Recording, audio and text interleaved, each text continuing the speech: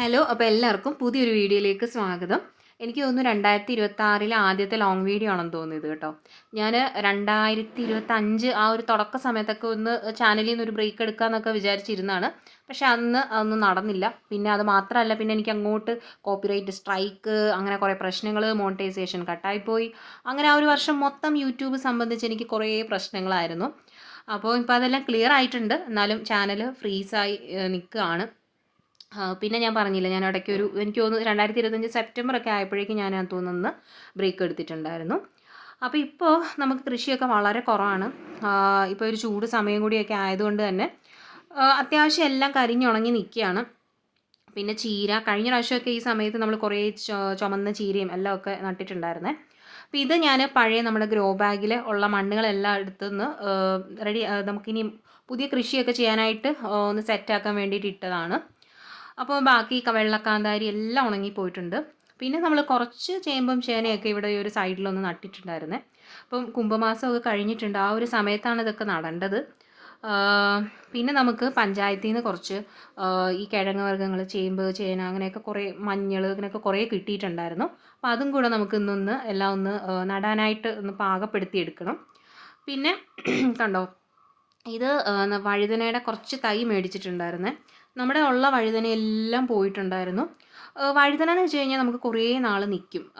ഇപ്പം നേരത്തെ പണ്ടെങ്ങാണ്ടൊക്കെ നട്ടിട്ടുള്ള വഴുതന വരെ നമുക്ക് ഇപ്പോഴും ഉണ്ടായിരുന്നു. കായൊക്കെ ആയിട്ട് ഇടയ്ക്കിടയ്ക്ക് നമുക്ക് കിട്ടാറുണ്ട്. പിന്നെ ഇത് നമ്മുടെ വള്ളിച്ചീര എല്ലാം ഫുള്ള് പോയിട്ടുണ്ടായിരുന്നു. അപ്പോൾ ഈ ഒരു ഇതിനകത്തോട്ട് നമുക്ക് വഴുതന നടണം. പിന്നെ ബാക്കി ഇത് കണ്ടോ, ഇത് ഹൈബ്രിഡ് വെണ്ട നേരത്തെ ഉള്ളത്, അതെല്ലാം ഞാൻ പാകി കിളിപ്പിച്ചെടുത്താണ്. അപ്പോൾ ഇത് കുറച്ച് പയർ ഞാൻ ആ ഒരു ചീരയുടെ കൂടെ നട്ടിട്ടുണ്ട്. അപ്പം ചീരയെല്ലാം വളർന്ന് വരുമ്പോൾ അത് മാറ്റാമല്ലോ എന്ന് വെച്ചിട്ടാണ്. പിന്നെ ഈ ഒരു സൈഡിലുള്ള എല്ലാ ഗ്രോ ബാഗുകളെല്ലാം തന്നെ മണ്ണെല്ലാം എടുത്ത് മാറ്റിയിട്ടുണ്ട്. അപ്പോൾ ഇത് കുറച്ച് കായൊക്കെ ഉള്ളതിനെല്ലാം നിർത്തിയേക്കാണ്. ബാക്കിയെല്ലാം ഞാൻ കളഞ്ഞിട്ടുണ്ടായിരുന്നു. പിന്നെ ഇപ്പോൾ നല്ല ചൂടൊക്കെ ആയതുകൊണ്ട് തന്നെ കുരുമുളകൊന്നും അങ്ങോട്ട് നന്നായിട്ട് വരുന്നില്ല. പിന്നെ കണ്ടില്ലേ, ഇതെല്ലാം വഴുതനയല്ല, ഇതൊക്കെ ഉള്ളൂ. അപ്പോൾ അങ്ങനെ കൃഷിയെല്ലാം അങ്ങനെയൊക്കെയാണ്. പിന്നെ ഇത് മാങ്ങ ഇഞ്ചിയാണേ. മാങ്ങ ഇഞ്ചി കണ്ടില്ലേ, ഇത് കഴിഞ്ഞ പ്രാവശ്യം ഞാൻ ഇഞ്ചി പറിച്ചെടുത്ത് കഴിഞ്ഞിട്ട് അന്ന് നട്ട് വെച്ചാണ് കേട്ടോ. എന്താണെന്ന് വെച്ച് കഴിഞ്ഞാൽ ഇത് ചൂട് കാരണം കുറേ അങ്ങ് പോയിട്ടുണ്ടായിരുന്നു. പിന്നെ ഉള്ളതൊക്കെ അവിടെ മുളച്ച് വരുന്നുണ്ട്.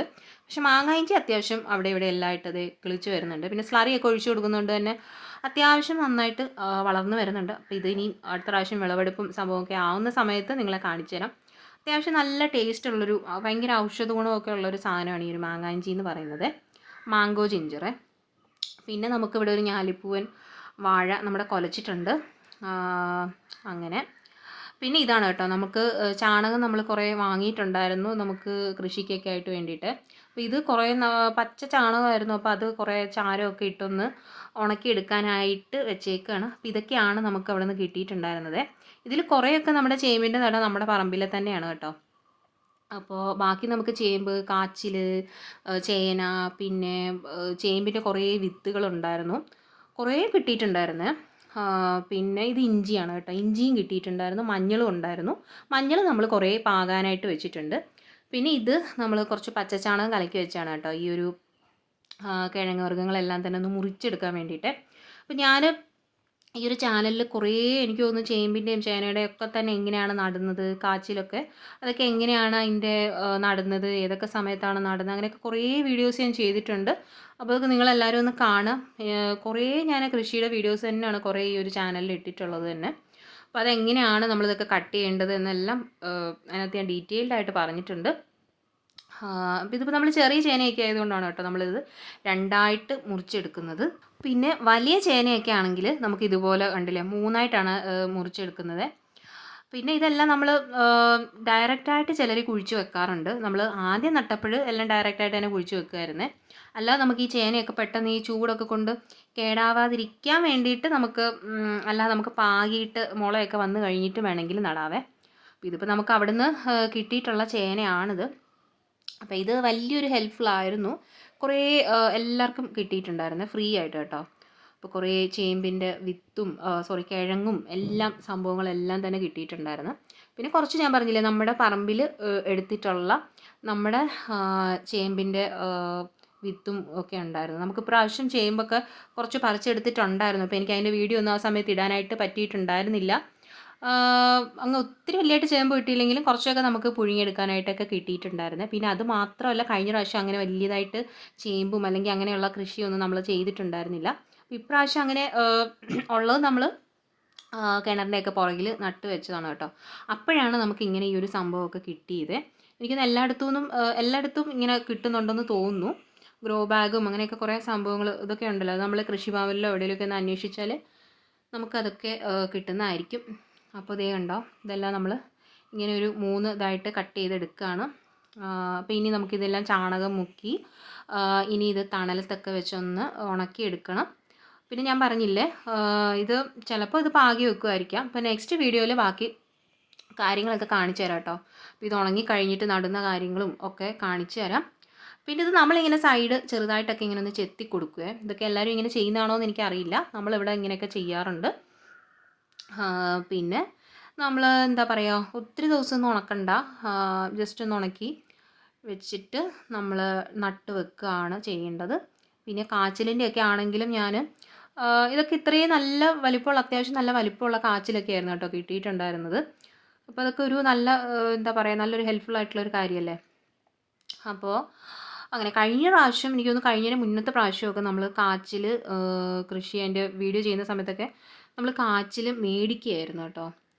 അപ്പോൾ ഇപ്രാവശ്യം നമുക്കതെല്ലാം ഫ്രീ ആയിട്ട് കിട്ടിയിട്ടുണ്ട്. അപ്പോൾ ഇതെല്ലാം കഴിഞ്ഞ പ്രാവശ്യം എനിക്ക് തോന്നുന്നു ഇതിൻ്റെ ഞാൻ വീഡിയോ ചെയ്തിട്ടുണ്ട് കേട്ടോ. കാച്ചിൽ ഏതൊക്കെ സമയത്ത് കൃഷി ചെയ്യണം അങ്ങനെ ഡീറ്റെയിൽഡ് ആയിട്ട്. ചിലർ നമ്മൾ ചാക്കിനകത്തുമൊക്കെ കാച്ചിൽ നട്ടിട്ടുണ്ടായിരുന്നേ.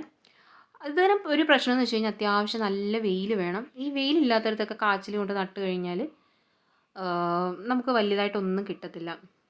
അപ്പോൾ അത്യാവശ്യം നല്ല വെയിലൊക്കെ ഉള്ളിടത്ത് ഇതിന് പടർന്നൊക്കെ പോകേണ്ടതാണല്ലോ. അപ്പോൾ അതിനനുസരിച്ച് എന്തെങ്കിലും മരത്തിൻ്റെ ചുവട്ടിലോ ഒക്കെ കൊണ്ട് സെറ്റ് ചെയ്ത് വെക്കുന്നതായിരിക്കും നല്ലത്, ചാക്കിലോ എവിടെയെങ്കിലുമൊക്കെ. അപ്പം അങ്ങനെ അപ്പം ഞാൻ അതിനകത്ത് കാണിച്ചിട്ടുണ്ട് കേട്ടോ. നമ്മൾ കാച്ചിൽ നടുന്ന സമയത്ത് നമ്മൾ പാകി മുളയൊക്കെ വന്നു കഴിഞ്ഞിട്ടാണ്. അതാകുമ്പം പെട്ടെന്ന് എളുപ്പമാണ്. ഒന്നാമത് ഈ കിഴങ്ങ് വർഗ്ഗങ്ങൾ ചിലതൊക്കെ പെട്ടെന്ന് കേടായി പോയി കഴിഞ്ഞ് കഴിഞ്ഞാൽ പിന്നെ അത് അഴുകിയ മണ്ണിനോട് അങ്ങ് ചേർന്ന് പോവും, അത് മുളയ്ക്കത്തൊന്നുമില്ല. നമ്മൾ മുള വന്നിട്ട് നമ്മൾ നട്ട് വെക്കുകയാണെന്നുണ്ടെങ്കിൽ പെട്ടെന്ന് ഇത് വളർന്നു വരും. നമ്മൾ അങ്ങനെയാണ് ഇവിടെ മിക്കപ്പോഴും ചെയ്യുന്നത്. അപ്പോൾ ഇതൊക്കെ കണ്ടില്ലേ, ഇതൊക്കെ ആ ഒരു നമുക്ക് കിട്ടിയിട്ടുള്ളതാണ് കേട്ടോ. അത്യാവശ്യം നല്ല വലിപ്പമുള്ള കുറേ ചേമ്പും അതിൻ്റെ കിഴങ്ങുകളൊക്കെ കുറേ ഉണ്ടായിരുന്നു. അപ്പോൾ നമ്മൾ ഇതെല്ലാം ഇനി മുറിച്ചിട്ട് നമ്മുടെ ചാണകപ്പാൽ ഇവിടെ റെഡി ആയിട്ടുണ്ട് കേട്ടോ. അപ്പോൾ ഇത് നല്ല പച്ച ചാണകമാണ്. അപ്പോൾ അതിനകത്തോട്ട് ഇതെല്ലാം ഒന്ന് മുക്കിയെടുക്കുകയാണ് ഇനിയുള്ള പണിയെന്ന് വെച്ചാൽ. അപ്പോൾ ഞാൻ പറഞ്ഞില്ലേ, ഇത് അത്യാവശ്യം നല്ല ചാണകമാണ് കേട്ടോ, നല്ല പച്ച ചാണകമാണ്. അപ്പോൾ ഒത്തിരി ഇത് വെള്ളം നീട്ടാതെ വേണം, നമ്മൾ കുറുകിയിട്ട് വേണം ഇത് എടുക്കാനായിട്ട്. അപ്പോൾ ഇതിങ്ങനെ ചെയ്യുമ്പോൾ നമ്മുടെ ഈ ഒരു കിഴങ്ങിനൊക്കെ തന്നെ അത്യാവശ്യം നല്ല രോഗപ്രതിരോധ ശേഷിയോടെ വളരാനും ഈ ഒരു ഇതിനകത്ത് ചാണകം എന്ന് പറഞ്ഞാൽ നൈട്രജൻ ആണല്ലോ. അപ്പോൾ ഇത് നമ്മളിപ്പോൾ എന്ത് സംഭവങ്ങളാണെങ്കിലും ഇത് നടുന്ന സമയത്ത് ഇതിന് വേണ്ടത് നൈട്രജനാണ്. എന്നാലാണല്ലോ ഇലയും തണ്ടും ഒക്കെ അത്യാവശ്യം നന്നായിട്ട് വളർന്നു വരത്തുള്ളൂ. അപ്പോൾ ഈ ഒരു ചാണകം, നൈട്രജൻ ഇതെല്ലാം കൂടെ ചേർന്നിട്ട് എല്ലാം കൂടെ അവിഞ്ഞിട്ട് പുതിയ നല്ല മുളയൊക്കെ പൊട്ടി നല്ല അത്യാവശ്യം നല്ല കിഴങ്ങൊക്കെ ഉണ്ടായി വരുന്നതാണ്.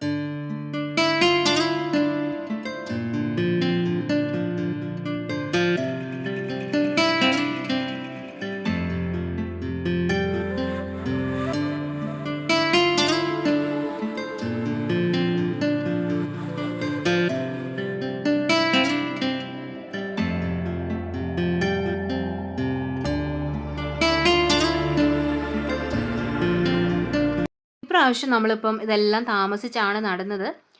പിന്നെ ഇവിടെ ഇപ്പം മഴയൊക്കെ വളരെ കുറവാണ്, 1-2 തവണയൊക്കെ പെയ്തിട്ടുള്ളായിരുന്നു കേട്ടോ. അപ്പോൾ ഇപ്രാവശ്യം പിന്നെ നമുക്ക് ചേമ്പും നടാനായിട്ട് വളരെ കുറവാണെന്നുള്ളത് ഇത് മുറിച്ച സമയത്താണ് കേട്ടോ കണ്ടത്. നമ്മൾ എടുത്തിട്ടുണ്ടായിരുന്ന തടയെല്ലാം നമ്മൾ കുറേയൊക്കെ കറിക്കകത്ത് ഇടുകയും അങ്ങനെ ചെയ്യുമായിരുന്നു. അപ്പോൾ ഇപ്പോഴാണ് ഇതെല്ലാം കുറഞ്ഞതറിഞ്ഞത്. അപ്പോൾ നെക്സ്റ്റ് വീഡിയോയിൽ ഞാൻ ബാക്കി കാര്യങ്ങളും ഒക്കെ കാണിച്ചു തരാം. അപ്പോൾ എൻ്റെ പഴയ വീഡിയോസും കൂടെ ഒക്കെ എല്ലാവരും ഒന്ന് കാണുക, സപ്പോർട്ട് ചെയ്യുക. പിന്നെ എനിക്ക് നിങ്ങളോട് കുറേ കാര്യങ്ങളൊക്കെ പറയാനായിട്ടുണ്ട്. അപ്പോൾ അടുത്ത വീഡിയോയിലൊക്കെ അതൊക്കെ പറയുന്നതായിരിക്കും. അപ്പോൾ നിങ്ങൾ മാക്സിമം വീഡിയോസൊക്കെ ഷെയർ ചെയ്യണം, ലൈക്ക് ചെയ്യണം, കമൻ്റ് ഒക്കെ ചെയ്യണം. ഓക്കെ, അപ്പോൾ താങ്ക്